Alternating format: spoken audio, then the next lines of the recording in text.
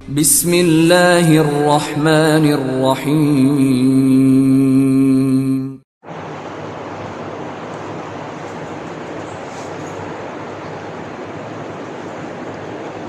السلام عليكم ورحمة الله وبركاته. الحمد لله رب العالمين، والصلاة والسلام على أشرف المرسلين وعلى آله وصحبه وسلم. إن الحمد لله نحمده ونستعينه ونستغفره ونؤمن به ونتوكل عليه، ونعوذ بالله من شرور أنفسنا ومن سيئات أعمالنا. من يهده الله فلا مضل له ومن يضلله فلا هادي له، وأشهد أن لا إله إلا الله وحده لا شريك له، وأشهد أن محمدا عبده ورسوله.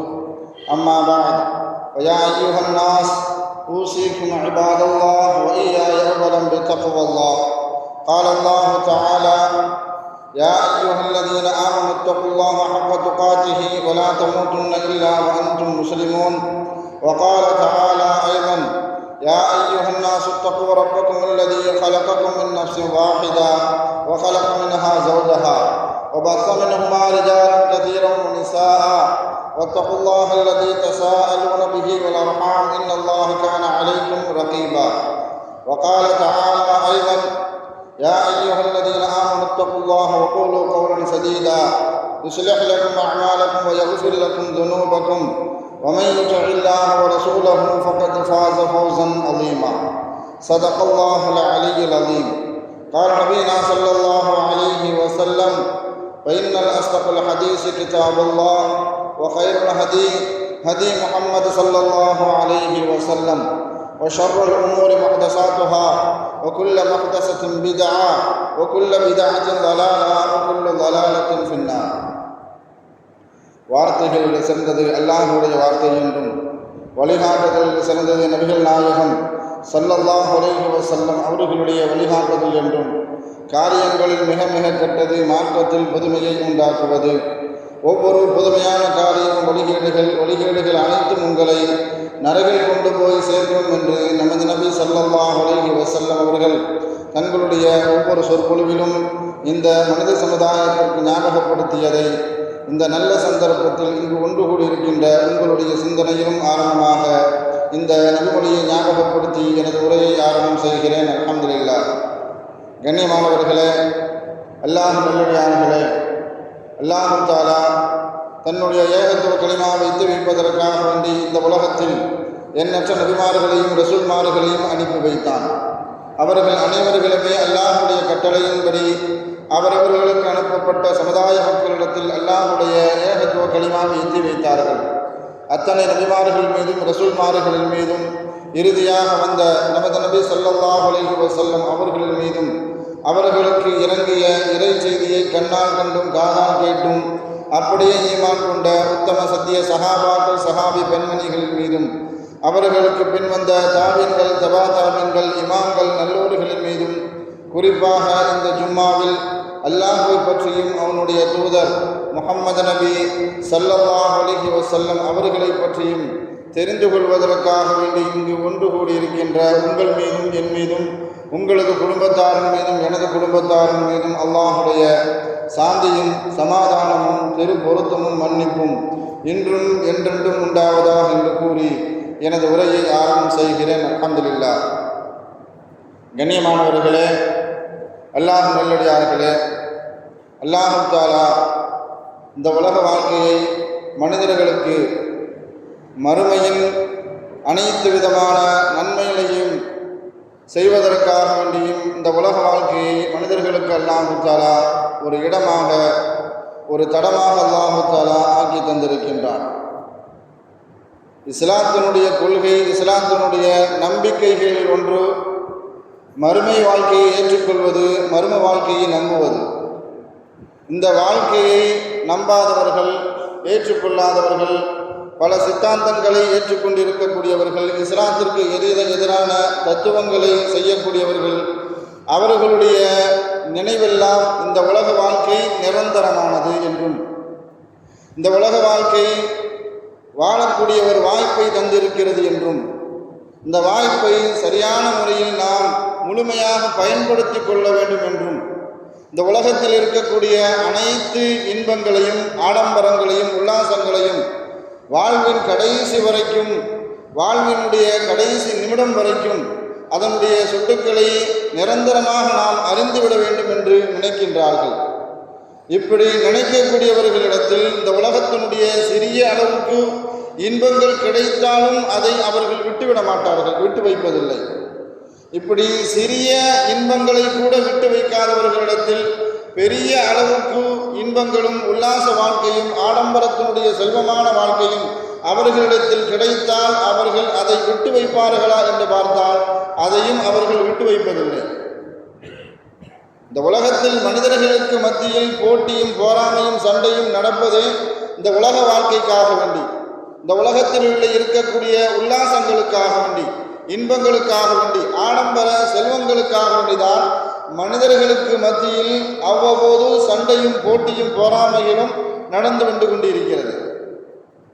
மாத்திரமல்ல, இந்த உலகத்தில் ஒரு மனிதனுக்கு ஒரு பட்டம் பதவியோ ஒரு ஆட்சி அதிகாரமோ கொடுக்கப்படக்கூடியது. அந்த ஆட்சி அதிகாரத்தை ஒவ்வொரு மனிதனும் தன்னுடைய சுகபோகங்களுக்காக வேண்டி, தன்னுடைய உல்லாச வாழ்க்கைக்காக வேண்டி, தன்னுடைய ஆடம்பர செல்வங்களுக்காக வேண்டி கிடைத்திருக்கக்கூடிய ஒரு தடமாக, ஒரு கருவியாகத்தான் தனக்கு கிடைத்திருக்கக்கூடிய ஆட்சியையும் அதிகாரத்தையும் பார்த்து கொண்டிருக்கிறான்.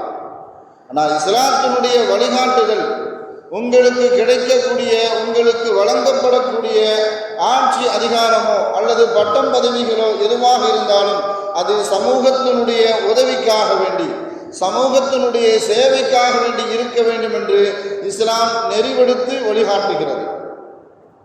நபி ஸல்லல்லாஹு அலைஹி வஸல்லம் அவர்களிடத்தில் பல சமயங்களில் கேள்வி கேட்கப்பட்டது. ஒரு கேள்வி, குறிப்பான ஒரு கேள்வி, கியாமத் நாள் எப்பொழுது வரும் என்பதை பற்றித்தான். அதில் குறிப்பாக ஹதீஸை ஜிப்ரீல் என்று சொல்லக்கூடிய ஒரு ஹதீஸ். ஜிப்ரீல் அலைஹிஸ்ஸலாம் அவர்கள் மனித ரூபத்தில் வந்து ஸல்லல்லாஹு அலைஹி வஸல்லம் அவர்களிடத்தில் ஈமான் என்றால் என்ன, இஸ்லாம் என்றால் என்ன, இஹ்சான் என்றால் என்ன, இது போன்ற கேள்விகளை கேட்டுக்கொண்டிருக்கும் பொழுது அதற்கு ஸல்லல்லாஹு அலைஹி வஸல்லம் அவர்கள் சரியான தகுந்த பதிலை சொல்லி வந்தார்கள். கடைசியாக ஜிப்ரீல் அலைஹிஸ்ஸலாம் அவர்கள் மனித ரூபத்தில் இருக்கக்கூடிய ஜிப்ரீல் அலைஹிஸ்ஸலாம் ஸல்லல்லாஹு அலைஹி வஸல்லம் அவர்களிடத்தில் கேட்டார்கள், கியாமத் நாள் எப்பொழுது வரும் என்பதாக. கியாமத் நாள் எப்பொழுது வரும் என்று கேட்கும் பொழுது ஸல்லல்லாஹு அலைஹி வஸல்லம் அவர்கள் ஜிப்ரீல் அலைஹிஸ்ஸலாத்திற்கு பதில் கூறினார்கள், கேட்கப்படுபவரை விடவும் கேட்கக்கூடியவருக்கு இதற்குண்டான விடை தெரியும் என்பதாக சொன்ன நேரத்தில் குழுமியிருந்த சஹாபாக்களுக்கு மிகப்பெரிய ஒரு ஆச்சரியம். அப்படி என்றால் கேள்வி கேட்கக்கூடியவர் யார், அவரை பற்றி நாம் தெரிந்து கொள்ள வேண்டும் என்ற ஆர்வமும் ஆசையும் சஹாபாக்களுக்கு மத்தியில் எழுந்தது. ஜிப்ரீல் அலைஹிஸ்ஸலாம் அவர்கள் இந்த கேள்வியை கேட்டுட்டு அந்த இடத்தை விட்டு நகரும் பொழுது ஸல்லல்லாஹு அலைஹி வஸல்லம் அவர்கள் சஹாபாக்களிடத்தில் கேட்கிறார்கள், இப்பொழுது வந்தவர் யார் என்று தெரியுமா? வழக்கம் போல சஹாபாக்கள் சொன்னது, அல்லாஹ்வும் அவனுடைய தூதருமே அறிவார்கள். அப்பொழுது ஸல்லல்லாஹு அலைஹி வஸல்லம் அவர்கள் சஹாபாக்களுக்கு எடுத்துரைத்தார்கள், இப்பொழுது வந்தவர் ஜிப்ரீல், அவர்கள் உங்களுடைய மார்க்கத்தை உங்களுக்கு தெரிந்து கொள்வதற்காக வேண்டி, நீங்கள் தெரிந்து கொள்ள வேண்டும் என்பதற்காக வேண்டி அவர்கள் உங்களுடைய மார்க்கத்தை கற்றுத்தந்து கொண்டிருக்கிறார் என்பதாக ஸல்லல்லாஹு அலைஹி வஸல்லம் அவர்கள் இப்படி கூறினார்கள். பல சஹாபாக்கள் இதே கேள்வியை கேட்டிருக்கிறார், யா ரசூலல்லாஹ், கியாமத் நாள் எப்பொழுது வரும்? ஒரு சஹாபி கேட்கும் பொழுது ஸல்லல்லாஹு அலைஹி வஸல்லம் அவர்கள் சொல்லி காட்டினார்கள், துரோகங்கள் உலகத்தில் எப்பொழுது அதிகரிக்குமோ, அமானிதத்தில் எப்பொழுது மோசடி நடைபெறுமோ, அமானிதம் எப்பொழுது வீணடிக்கப்படுமோ அப்பொழுது நீங்கள் கியாமத்தை எதிர்வாருங்கள் என்பதாக. அப்பொழுது ஒரு சஹாபி கேட்குறாங்க, யா ரசூலல்லாஹ், துரோகம்னா என்ன, அமானிதத்தில் மோசடி செய்வதுனா என்ன அப்படின்னு கேட்குறாங்க ஒரு சஹாபி. ஸல்லல்லாஹு அலைஹி வஸல்லம் அவர்கள் அந்த சஹாபிக்கு பதில் கூறுகிறார்கள், அமானிதத்தில் மோசடி செய்வது என்றால் தகுதி இல்லாதவர்களுக்கு பொறுப்பை ஒப்படைப்பது. யாருக்கு எந்த பொறுப்பை கொடுத்தால் சரியாக செய்வார்களோ அவர்கள் அல்லாமல் தகுதி இல்லாதவர்களுக்கு பொறுப்பை ஒப்படைக்கும் பொழுது நீங்கள் கியாமத்தை எதிர்பாருங்கள் என்பதாக. ஸல்லல்லாஹு அலைஹி வஸல்லம் அவர்கள் பல சஹாபாக்களுக்கு பல பொறுப்புகளை கொடுத்திருக்கிறார்கள். சில பேரை ஆட்சி அதிகாரங்களில் கொண்டு போய் உட்கார வைத்திருக்கிறார்கள். சில பேரை சில பகுதிகளுக்கு ஆளுநர்களாக, சிலரை கவர்னர்களாக, சில பேரை போருக்கு தளபதியாக ஸல்லல்லாஹு அலைஹி வஸல்லம் அவர்கள் சில சஹாபாக்களை நியமித்தார்கள். அந்த மாதிரி நேரத்தில் அன்றைய காலகட்டத்தினுடைய ஈசா நபி என்று சொல்லப்பட்ட சஹாபிகளில் ஒருவர் அபூதுல் கிஃபாரி ரலியல்லாஹு தஆலா அன்ஹு ஸல்லல்லாஹு அலைஹி வஸல்லம் அவர்கள்ட்ட போய் கேட்குறாங்க, யா ரசூலல்லாஹ், சில சஹாபாக்களுக்கு நீங்கள் பதவியை கொடுக்கின்றீர்கள், அதிகாரத்தை கொடுக்கின்றீர்கள், எனக்கு ஏதாவது ஒரு பொறுப்பு தரக்கூடாதா? நானும் அந்த பொறுப்பில் உட்கார்ந்து என்ன செய்வேன், அந்த பொறுப்பை சரியான முறையில் நான் கவனித்துக் கொள்வேன் என்பதாக சொன்ன நேரத்தில் ஸல்லல்லாஹு அலைஹி வஸல்லம் அவர்கள் அபூதுல் கிஃபாரி ரலியல்லாஹு தஆலா அன்ஹு அவர்களிடத்தில் சொல்லி காட்டினார்கள், அபூதரே, உங்களுக்கு தெரியாதா, யாராவது எங்களிடத்தில் வந்து பதவியையோ அல்லது பொறுப்பையோ கேட்டால் அந்த பொறுப்பை நான் அவர்களுக்கு கொடுக்க மாட்டேன் என்பது தெரியாதா? கேட்பவர்களுக்கு நான் பொறுப்பை கொடுப்பதே இல்லை, அது உங்களுக்கு தெரியுமா தெரியாதா அப்படின்னு கேட்குறாங்க. நம்முடைய பழக்கம், கேட்காதவர் கேட்டுட்டார அவருக்கு கொடுத்துடலாமே அப்படின்னு கொடுக்கறது இல்லை.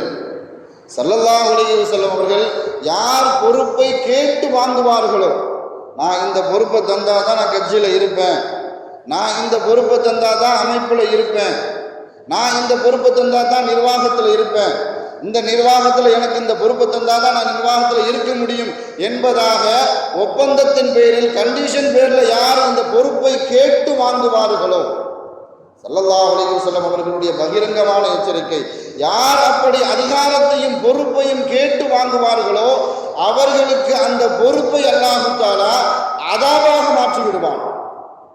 அந்த பொறுப்பை அவர்களுக்கு அல்லாஹ் தஆலா சோதனையாக, மிகப்பெரிய வேதனையாக அல்லாஹ் தஆலா மாற்றி விடுவான்.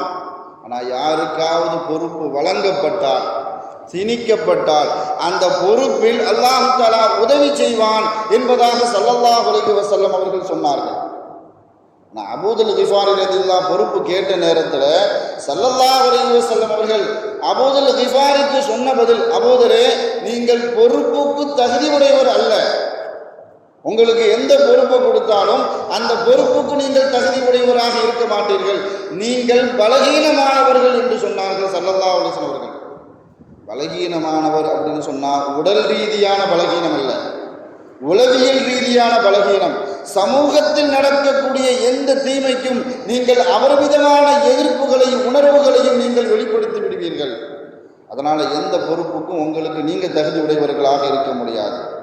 சமூகத்தில் ஒரு தீமையான காரியம், நீங்கள் விரும்பாத காரியம் சமூகத்தில் நடக்கும் பொழுது அந்த தீமைக்கு நீங்கள் உங்களுடைய விருப்பத்திற்கு அல்லாமல் அந்த காரியம் நடைபெறும் பொழுது அவர்விதமான உணர்வுகளை நீங்கள் வெளிப்படுத்தி விடுவீர்கள். அதனால் நீங்கள் பலகீனமானவர் என்பதாக ஸல்லல்லாஹு அலைஹி வஸல்லம் அவர்கள் அபூதுல் கிஃபாரி ரலியல்லாஹு தஆலா அவர்களுக்கு எடுத்துரைத்தார்கள். கிட்டத்தட்ட 2002 2022 வரைக்கும் ஆப்கானிஸ்தானத்தில் 51 நாடுகளினுடைய படைகள் ஆக்கிரமித்திருந்தது. ஆப்கானிஸ்தானில் 51 நாடுகளுடைய படைகள், இராணுவ படை ஆப்கானிஸ்தானில் 20 ஆண்டுகளாக ஆக்கிரமிப்பை செய்திருந்தார்கள். 2022க்கு பிறகு அந்தந்த நாடுகள் அவர்களுடைய படைகளை திரும்ப எடுத்துக்கொண்டார்கள். அதன் பிறகு ஆப்கானிஸ்தானில் தாலிபான்களுடைய ஆட்சி அமைந்தது. இந்த ஆட்சி அமைந்த நேரத்தில் இந்தியாவில் இருக்கக்கூடிய ஒரு ஊடகம், ஒரு தொலைக்காட்சி, குறிப்பாக சொல்ல போகிறதா இருந்தால் தந்தி தொலைக்காட்சி, அந்த தொலைக்காட்சி ஆப்கானிஸ்தானுடைய வெளியுறவுத்துறை செய்தி தொடர்பாளர்களை தொடர்பு கொண்டு உங்களிடத்தில் நாங்கள் பேட்டி எடுக்கலாமா அப்படின்னு கேட்டுட்டு நேரடியாக போய் என்ன செய்கிறாங்க, ஆப்கானிஸ்தானுடைய தாலிபானுடைய வெளியுறவுத்துறை செய்தி தொடர்பாளர்களை நேரடியாக உட்கார்ந்து என்ன செய்கிறாங்க, பேட்டி எடுக்கிறாங்க.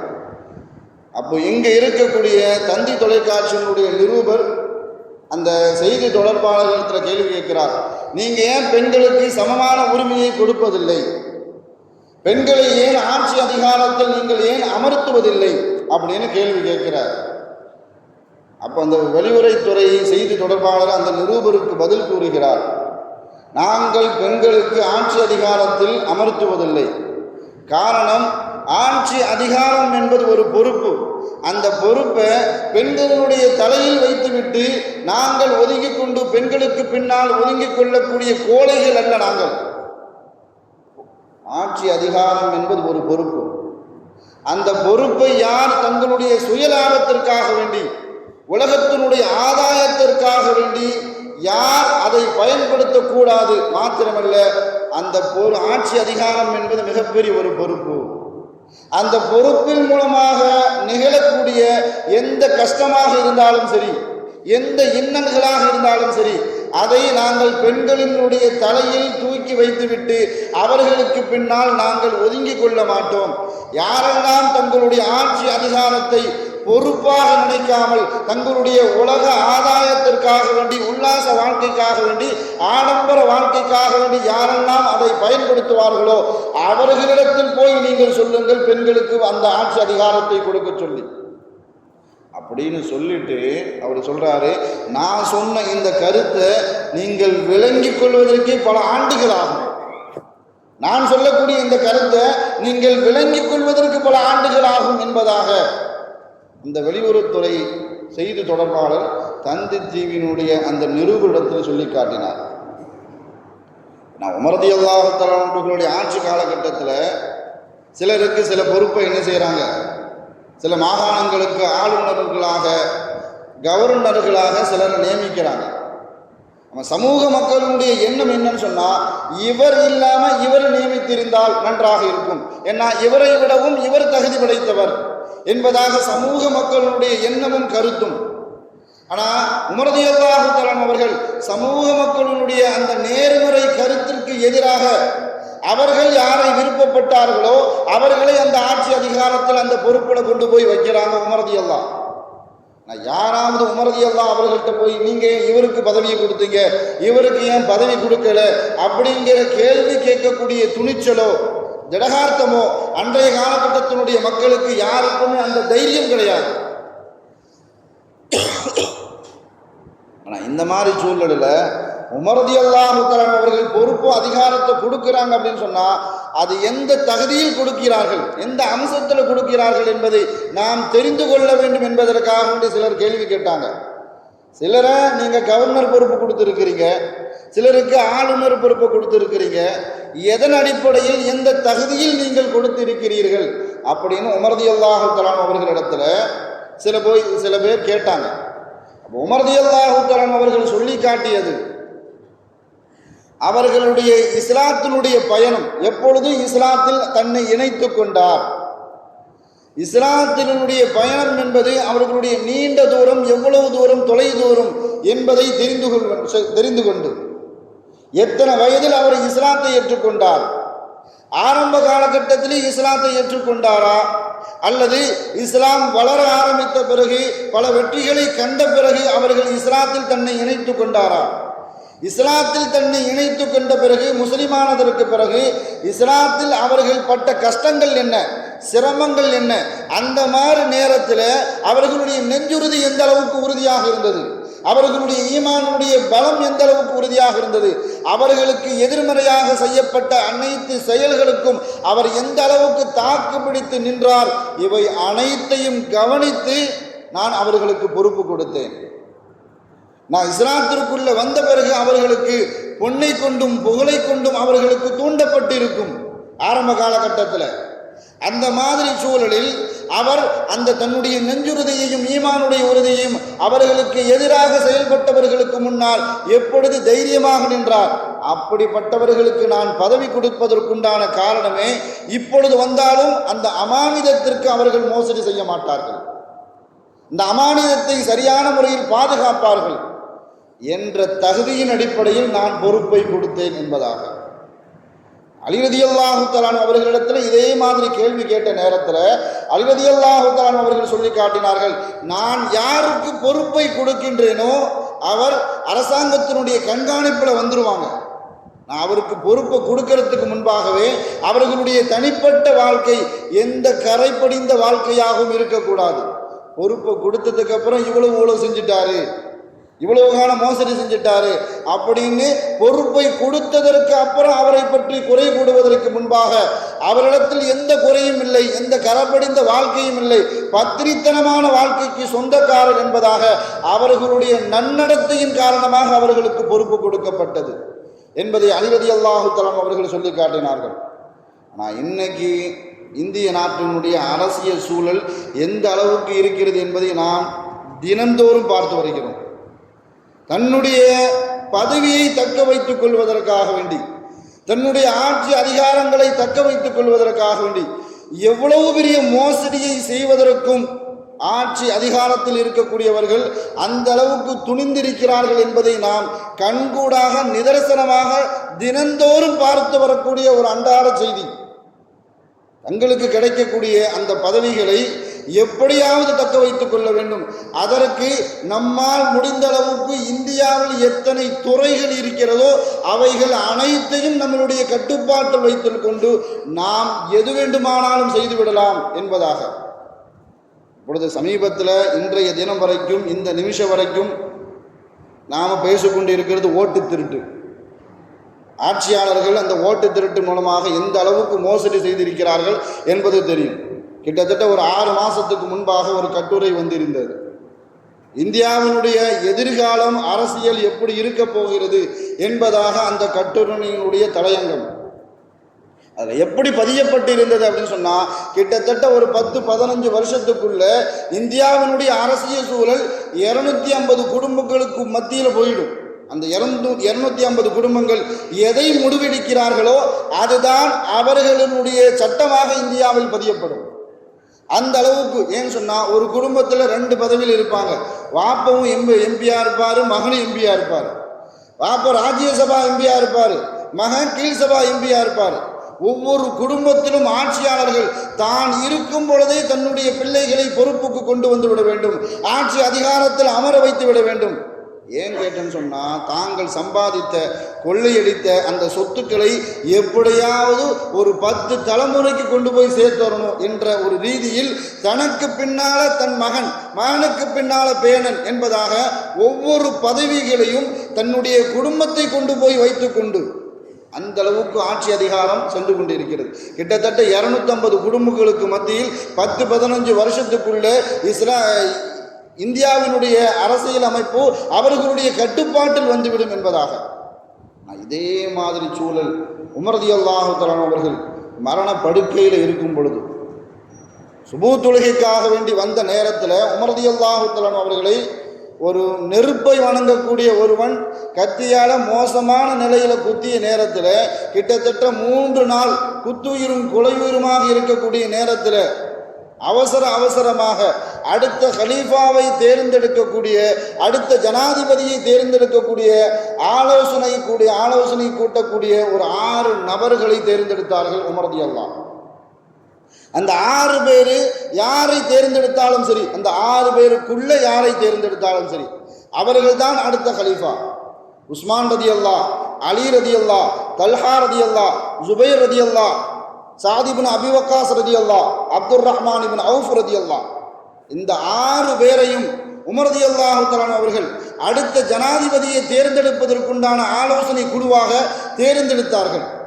அந்த 6 பேர்ட்டையும் உமர் ரலியல்லாஹு தஆலா அவர்கள் சொன்ன இன்னொரு விஷயம், அபூ ஹுதைஃபாவுடைய முன்னாள் அடிமை சுதந்திரமான சாலிம் ரலியல்லாஹு அவர்கள் மாத்திரம் இன்றைய தினத்தில் இருந்திருந்தால், என்று சொன்னால் கடந்த போரில் அவர் மூத்தா போயிட்டார், ஷஹீதாக்கப்பட்டார், அவர் மாத்திரம் இன்றைய தினத்தில் உயிரோடு இருந்திருந்தால் இந்த 6 பேரை கூட நான் தேர்ந்தெடுத்திருக்க மாட்டேன்.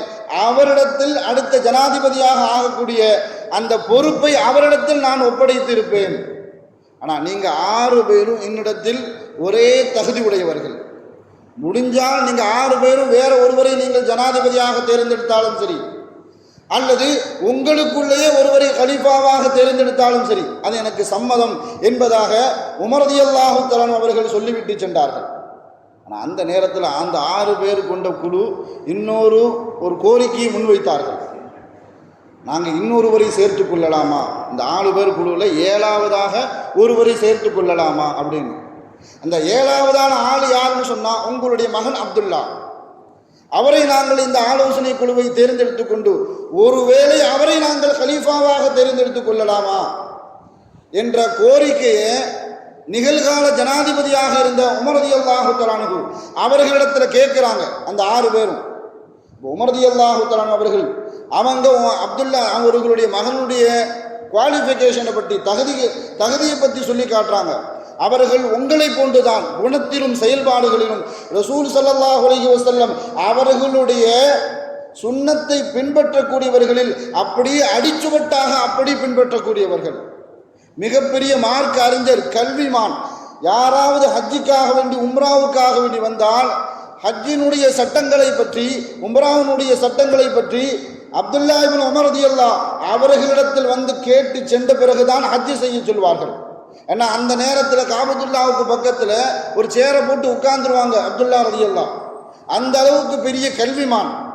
அவரையும் இந்த ஆலோசனை குழுவில் சேர்த்து கொள்ளலாமா அப்படின்னு அந்த 6 பேரும் கேட்குறாங்க. அப்போ உமர் ரலியல்லாஹு சக்கராத்து நிலையில் இருக்கக்கூடிய, மரணப்படுக்கையில் இருக்கக்கூடிய உமர் ரலியல்லாஹு சொன்ன வார்த்தை என்ன வார்த்தைன்னு சொன்னால், கத்தாபினுடைய குடும்பத்தில் இருந்து இந்த பொறுப்பை ஏற்றுக்கொண்டுவதற்காக வேண்டி அல்லாஹுடைய சன்னிதானத்தில் பதில் சொல்லக்கூடிய அந்த சிரமமான அந்த பொறுப்பை கத்தாபினுடைய மகன் உமருக்கு மட்டும் போதும். இந்த ஆட்சி அதிகாரம் என்பது அது அமானத் மாத்திரமல்ல, சுமை, அது சுகம் கிடையாது. அந்த சுமையை ஏற்றுக்கொண்ட பொறுப்பை அல்லாஹுடைய சன்னிதானத்தில் நிற்கும் பொழுது, உமரே நீ சரியான முறையில் ஆட்சி செய்தாயா என்பதாக அல்லாஹ் கேட்கும் பொழுது அதற்குண்டான பதிலை கத்தாபுடைய மகன் உமர் மாத்திரமே சொல்ல வேண்டும். அந்த சிரமத்தை என்னுடைய குடும்பத்தில் இருக்கக்கூடியவர்களுக்கு யாருக்கும் நான் விட்டு தர மாட்டேன். அந்த சிரமத்தை என் பிள்ளைகளுக்கோ என் குடும்பத்தில் உள்ள மற்றவர்களுக்கோ அந்த சிரமத்தை நான் ஏற்படுத்தி கொள்ள மாட்டேன். என்னோடு அந்த சிரமம் முடியட்டும். எனக்கு பின்னாடி வாரிசு அரசியல் அது கூடவே கூடாது. எனக்கு பின்னாடி அடுத்த ஜனாதிபதியை தேர்ந்தெடுக்கக்கூடிய அந்த பொறுப்பில் இருக்கக்கூடிய அந்த கடமையை கூட என் மகன் அப்துல்லா வந்துடக்கூடாது. ஏன்னா அது மிகப்பெரிய ஒரு பொறுப்பு, அது மிகப்பெரிய ஒரு சுமை. நீங்கள் அடுத்த கலீஃபாவாக தேர்ந்தெடுக்கக்கூடியவர்களுக்கு நீங்கள் தான் பொறுப்பு. அவர் எந்த தப்பு செஞ்சாலும் சரி, அந்த பொறுப்பில் அந்த சுமையை, அந்த சிரமத்தை, அதற்குண்டான கேள்வி கேட்கக்கூடிய இடத்தை, அல்லாஹுடைய சன்னிதானத்தில் நின்று பதில் சொல்லக்கூடிய அந்த சிரமத்தை என்னுடைய குடும்பத்தில் நான் யாருக்கும் அந்த சிரமத்தை ஏற்படுத்த மாட்டேன் என்பதாக உமர் ரலியல்லாஹு தஆலா அவர்கள் சொல்லி காட்டினார்கள். இந்த வழிமுறை, இந்த நடைமுறை உமர் ரலியல்லாஹு தஆலா அவர்களுடைய தூரநோக்கு சிந்தனை எங்கிருந்து எடுத்தார்கள் என்று பார்க்கும் பொழுது ஸல்லல்லாஹு அலைஹி வஸல்லம் அவர்களுடைய மிகப்பெரிய ஒரு வழிகாட்டுதல். ஸல்லல்லாஹு அலைஹி வஸல்லம் அவர்கள் ஆட்சி அதிகாரத்தில் இருக்கும் பொழுது ஆண்கள் அல்லாமல் பெண்கள் அனைவருக்கும் தங்க நகை அணிந்து கொள்வதற்கு ஸல்லல்லாஹு அலைஹி வஸல்லம் அவர்கள் அனுமதி கொடுத்தார்கள். ஃபாத்திமா ரலியல்லாஹு ஒரு தங்க மாலையை அணிஞ்சிட்டு வந்து ஸல்லல்லாஹு அலைஹி வஸல்லம் அவர்களுக்கு முன்னாடி வந்து நிற்கிறாங்க. ஸல்லல்லாஹு அலைஹி வஸல்லம் அவர்கள் பார்த்து, நம்ம குடும்பத்திலையும் இந்த ஆடம்பரம் வந்துட்டு, இந்த உலக ஆசையினுடைய பற்று நம்ம மகள் ஃபாத்திமா ரலியல்லாஹு அவர்களிடத்தில் வந்து விட்டது அப்படின்னு கவலைப்பட்டாங்க. அந்த கவலையினுடைய வெளிப்பாடு ஸல்லல்லாஹு அலைஹி வஸல்லம் அவர்களுடைய முகத்தில் தெரிந்தது. அதன் பிறகு ஃபாத்திமா ரலியல்லாஹு அந்த தங்க நகை என்ன செய்யல, போடவே இல்லை.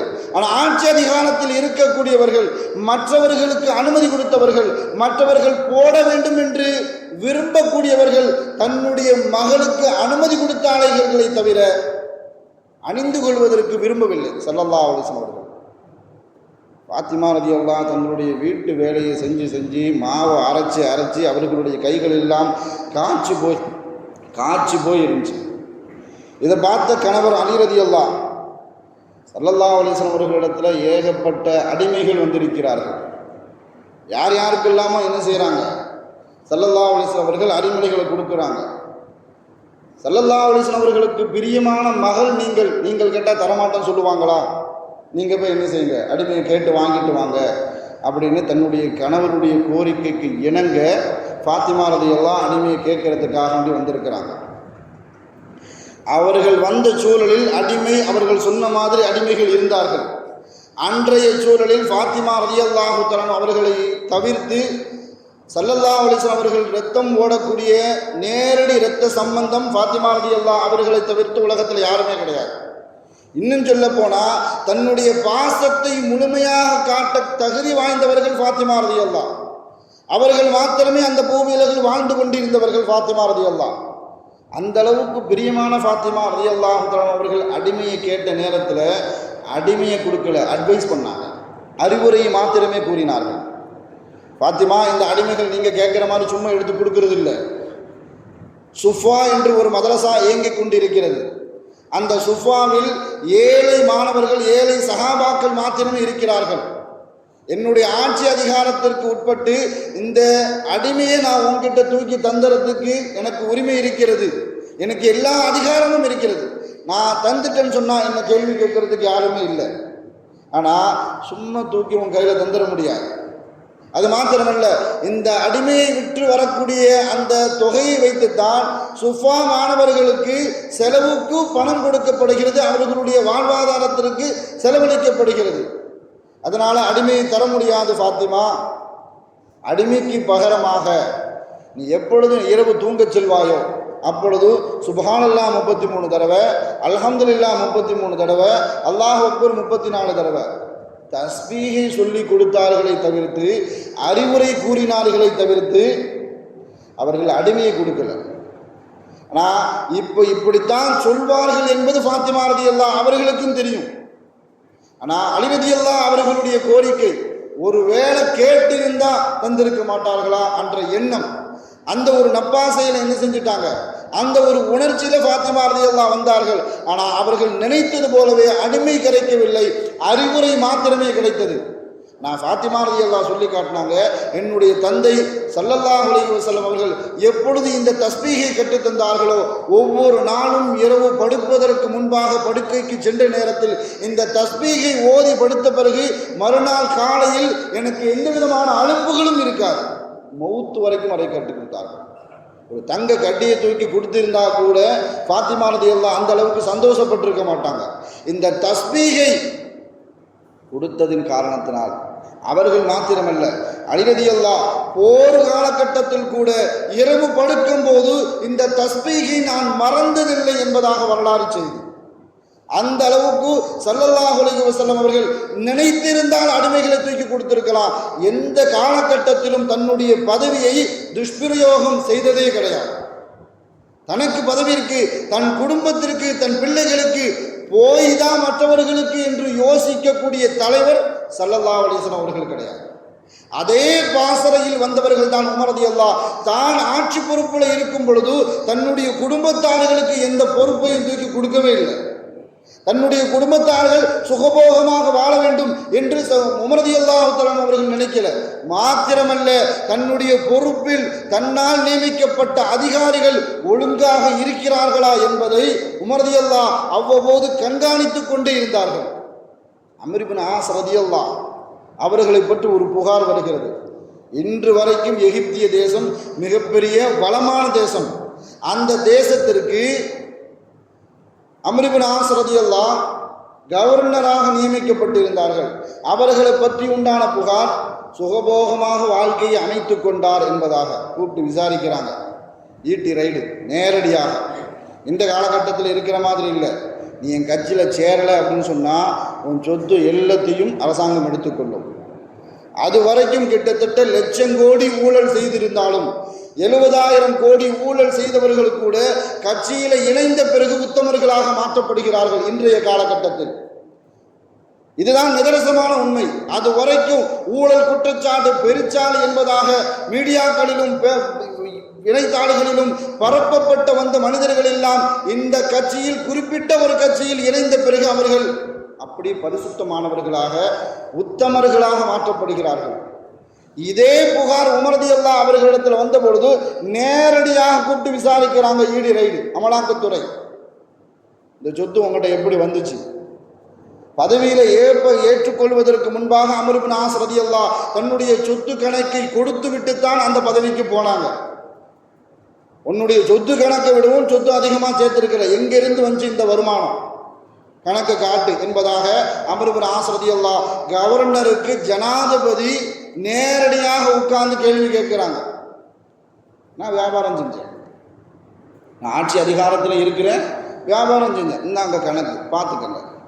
கணக்கு சரியா இருந்துச்சு. ஆனால் அவர்களுடைய பதில் திருப்தி அளிக்கவில்லை உமர் ரலியல்லாஹு அவர்களுக்கு. இவர்கள் வியாபாரம் செய்தார்கள், கணக்கு எல்லாம் சரியாக இருக்குது, எல்லாம் கரெக்டு, போங்க போயிட்டு வாங்க அப்படின்னு சொல்லிட்டாங்க. சிறிது காலத்திற்கு பிறகு இதே கம்ப்ளைண்ட், இதே புகார் அபூ ஹுரைரா ரலியல்லாஹு அஸ்ஹாபு சுஃபாவா இருக்கும் பொழுது பசிக்காக வேண்டி, பசியின் காரணமாக மதீனாவினுடைய மஸ்ஜித் நபவியினுடைய படியில் அதிகாலையில் அமர்ந்து கொண்டு படுத்துக்கொண்டு அவர்களுடைய கழுத்தில் கால் வைத்து மனிதர்கள் எல்லாம் இணைத்து கொண்டு சென்றார்கள். அந்த அளவுக்கு பசியில் இருந்த அபூ ஹுரைரா பஹ்ரைனுடைய கவர்னராக, ஆளுநராக நியமிக்கப்பட்ட நேரத்தில் மதீனாவில், அவர் சொந்த ஊரான மதீனாவில் கல்லையும் சுண்ணாமையும் கொண்டு ஒரு வீடு கட்டிட்டார் தன்னுடைய மனைவிக்காக வேண்டி. அவர்களுடைய புகார், அபூ ஹுரைரா பெரிய மாளிகை கட்டிவிட்டார், கூப்பிட்டு விசாரிங்க, இந்த சொத்து அவர்கிட்ட எப்படி வந்துச்சு. ஜனாதிபதி உமர் ரலியல்லாஹு நேரடியாக கூப்பிட்டு அபூ ஹுரைராவை விசாரிக்கிறாங்க. இந்த சொத்து உங்களுக்கு எப்படி வந்துச்சு, கல்லையும் சுண்ணாமையும் கொண்டு கெட்டுற அளவுக்கு உங்களுக்கு வசதி வாய்ப்பு வந்து விட்டதா? இன்றைய காலகட்டத்தில் ஒரு சின்ன பதவியில் இருக்கக்கூடியவர்களுடைய ஆட்டத்தையும் பாட்டத்தையும் பார்க்கும் பொழுது அவர்கள் ஆடக்கூடிய ஆட்டம், இவனெல்லாம் நாம் தேர்ந்தெடுத்து விட்டோமே என்று பிற்காலத்தில் அவர்களுக்கு எதிராக ஃபத்வா செய்யக்கூடிய அளவுக்கு அவர்களுடைய ஆடம்பர வாழ்க்கை எங்கேயோ போயிடுது. சின்ன பதவிக்கு வந்தவர்கள் கடைசியில் நாம் போய் நேரடியாக பேசுவதற்கு கூட ஒரு வாரத்துக்கு முன்பாக அப்பாயின்மெண்ட் போடுற அளவுக்கு, அந்த அளவுக்கு அவர்களுடைய ஆடம்பர வாழ்க்கை எங்கேயோ போயிடுது. தன்னுடைய சொந்த ஊரில் மதீனால கல்லையும் சுண்ணாமையும் கொண்டு ஒரு வீடு கட்டியதற்காக வேண்டி அபூ ஹுரைரா ஒரு பெரிய மாளிகையை கட்டிவிட்டார், கூப்பிட்டு விசாரிங்க அப்படின்னு சொன்ன நேரத்தில் அபூ ஹுரைராவை கூப்பிட்டு விசாரிக்கிறாங்க. பஹ்ரைனில் நீ அங்கே ஆளுநராக, மாளிகை அங்கே ஆட்சியாளராக இருந்து கொண்டு மதீனால கெட்ட அளவுக்கு உனக்கு செல்வம் வந்து விட்டதா?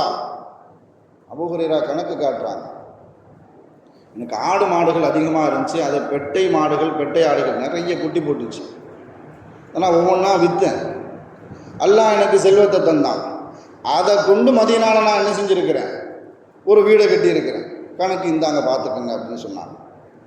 அம்ர் இப்னு ஆஸ் ரலியல்லாஹு அந்த ஈட்டி ரைடில் கணக்கு கொடுத்ததும் சரியாக இருந்தது. இதே மாதிரி அபூ ஹுரைராவுடைய கணக்கும் சரியாக இருந்தது. உமர் ரலியல்லாஹு தஆலா அவர்களால் ஒன்றும் சொல்ல முடியல. ஒரே ஒரு உத்தரவை மாத்திரம் போட்டார்கள், யாராவது என்னுடைய ஆட்சிக்குட்பட்டு யாராவது எங்கேயாவது பொறுப்புக்கு நியமிக்கப்பட்டால் அந்த இடத்துல அவர்களுடைய ஆட்சிக்குட்பட்ட பகுதியில் அந்த ஆளுநரோ அந்த கவர்னரோ அந்த இடத்துல வியாபாரம் செய்வதற்கு தடை. இதுதான் என்னுடைய கலீஃபாவினுடைய உத்தரவு. வேறு ஆளுநர் வேறு கவர்னர் இருக்கக்கூடிய பகுதியில் போய் நீங்கள் வியாபாரம் செஞ்சுக்கலாம். ஏன்னா நீங்கள் இருக்கக்கூடிய இடத்திலே நீங்கள் வியாபாரம் செய்கிறீர்கள் என்று சொன்னால் அதில் உங்களுடைய அதிகார துஷ்பிரயோகம் இருக்குமோ என்ற அச்சம், அதன் காரணத்தினால் நீங்கள் உங்களுடைய பகுதியில் வியாபாரம் செய்யக்கூடாது என்பதாக கடிதத்தின் மூலமாக தான் எங்கெல்லாம் யாரையெல்லாம் ஆட்சியில் அமைத்தினார்களோ அந்த இடத்திற்கு இவர்களுடைய கடிதம் சென்றது. அந்த அளவுக்கு ஹலீஃபாக்கள் தன்னுடைய பொறுப்பிலும் சரி, தன்னால் நியமிக்கப்பட்டவர்கள் பொறுப்பில் இருந்தாலும் சரி, அந்த இடத்தில் அவர்கள் எந்த அளவுக்கு அந்த பொறுப்பை அமானிதமாக எடுத்துக்கொண்டார்களோ, ஆனால் தன்னுடைய வாழ்வை உயர்த்துவதற்காக வேண்டி, ஆடம்பரங்களை வாழ்க்கையை அனுபவித்ததற்காக வேண்டி எந்த காலகட்டத்திலும் பொறுப்பாளிகள் தங்களுடைய பொறுப்பை துஷ்பிரயோகம் செய்யக்கூடாது என்பதைத்தான் இஸ்லாம் சரியான முறையில் வழிகாட்டுகிறது. ஆனால் இன்றைய காலகட்டத்தில் இந்தியாவினுடைய சூழலும் சரி, இந்தியாவினுடைய அரசியல் சூழலும் சரி, ஓட்டுரிமை என்று சொல்லக்கூடிய குடிமக்களுக்கு இருக்கக்கூடிய அந்த உரிமை கூட பறிபோகி கொண்டு இருக்கக்கூடிய சூழல். நோட்டா கூட போட்டு கொண்டிருந்த ஒரு கட்சியெல்லாம் இன்று தமிழ்நாட்டில் 3வது இடம் 4வது இடம் பிடிக்கிற அளவுக்கு வந்திருக்கிறாங்க அப்படின்னு சொன்னால் கிட்டத்தட்ட 70 லட்சம் வாக்காளர்கள் தமிழ்நாட்டில் இறக்குமதி செய்யப்பட்ட இருக்கிறார்கள். 1 கோடி வாக்காளர்கள் சேர்க்கப்பட்டாலும் தமிழ்நாட்டில் மாத்திரம் 70 லட்சம் வாக்காளர்கள் இறக்குமதி செய்யப்பட்டு இருக்கிறார்கள். மிகப்பெரிய ஆபத்தில் நாம தேர்தலை சந்திக்க நேரிடுமோ என்ற அச்சம் ஒவ்வொரு குடிமனுடைய உள்ளத்திலும் ஏற்பட்டிருக்கிறது. அல்லாஹு தாலா இந்த காலச்சூழலை மாற்றி அமைத்து நம்முடைய அனைத்து உரிமைகளையும் பாதுகாக்கக்கூடிய நல்ல ஆட்சியாளர்கள் அல்லாஹு தாலா நமக்கு எல்லாம் தந்தருள் புரிவானாக. வாழும் காலமெல்லாம் மருத்துவமனை கஷ்டங்கள், அதன் செலவுகள், சிரமங்கள் அனைத்தையும் விட்டும் அல்லாஹு தாலா நம்மை பரிபூர்ணமாக பாதுகாப்பானாக. வாழும் காலமெல்லாம் நோய் நொடிகள் இல்லாமல் உடல் ஆரோக்கியத்தோடு மன நிறைவோடு இன்பத்தோடு அல்லாஹுவை நின்று வணங்கி வழிபட்டும் வாழும் நசைவை எல்லாம் உள்ள அல்லாஹ் உங்களுக்கும் எனக்கும் நம்மை ஈண்டெடுத்த தாய் தந்தையர்களுக்கும் நம் மனைவி மக்கள் உற்றார் உறவினர் யாவருக்கும் தந்தருள் புரிவானாக என்று கூறி எனது வார்த்தையை நிவர்த்தி செய்கிறேன். வாஹிர் தாவானா அனில் அல்ஹம்துலில்லாஹி ரப்பில் ஆலமீன். அஸ்ஸலாமு அலைக்கும் வரஹ்மத்துல்லாஹி வபரகாத்துஹு.